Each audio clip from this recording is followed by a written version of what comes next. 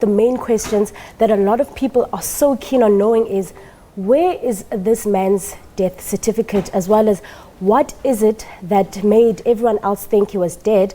And of course, a lot of them saying this defies science in any way possible. But of course, we know that religion and science have been going head to toe since forever. So we wouldn't want to step on people's toes. And of course, everyone is allowed to have their own opinions.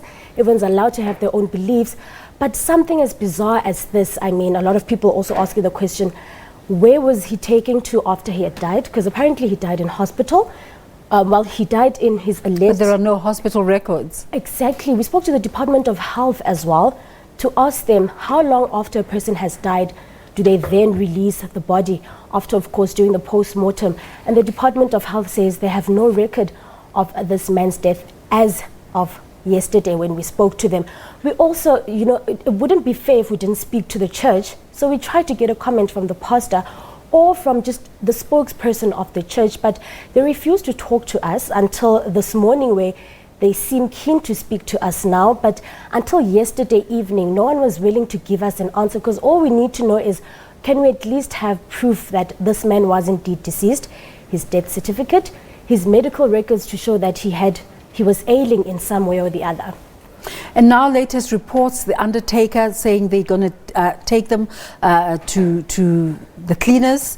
What have you got there? Well, I spoke to the lady this morning, Vivian, as you saw in the package, and her argument is that her company is now being brought into disrepute. I mean, everybody thinks that they are definitely associated with this. Whatever it is that people may call it, some believe in it and some don't, and that's where the controversy lies. But if you've got a funeral parlor that distances itself from this situation, saying that they had no idea that their vehicle was to be used for this specific stunt, as a lot of people call it, they're saying that they just hired the vehicle out after the family of the alleged deceased man came forth to say they had an argument, an altercation rather, with another funeral parlor, therefore they need last minute assistance, and that's where the vehicle came into play. You've spoken to a lot of people. Why have people been so captivated by this story? Well, I guess, as I said, a lot of people are just shocked, because then this defies nature in every possible way. We don't know if any other person recently was woken up from the dead. And we spoke to some of the congregants. Of course, they wouldn't speak to us on camera, but it was just so interesting to know that a lot of people are saying that this is true.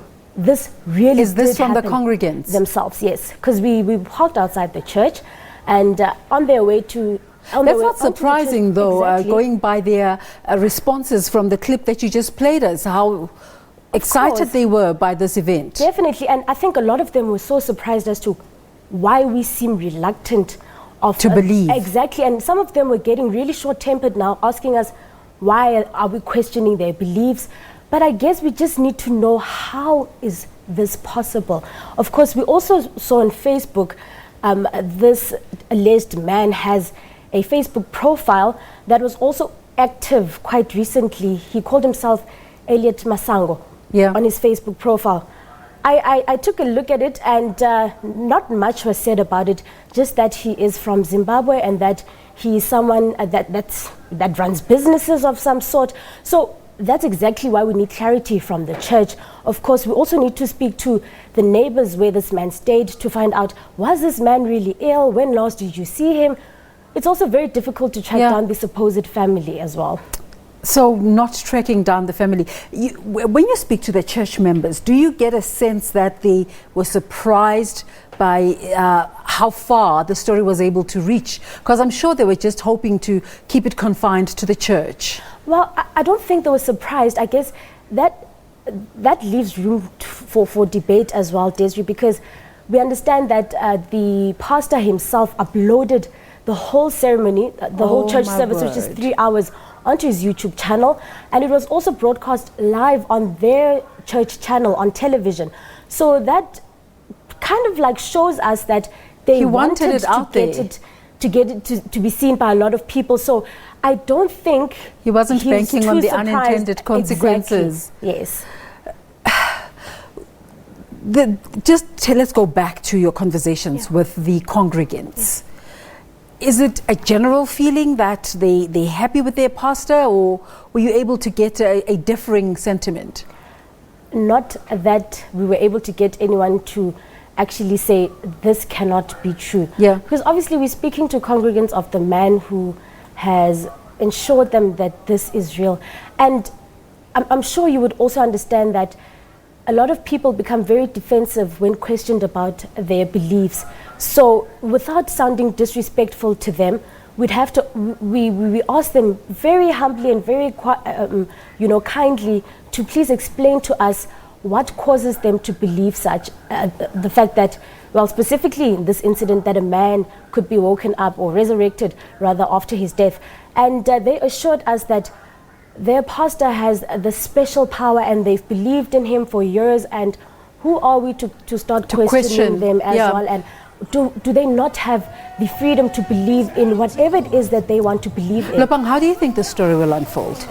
It's a long way from finishing, because as we know, the CRL Rights Commission is also very much involved. Yesterday when we spoke to them, they mentioned the fact that they have done all they could do to this point.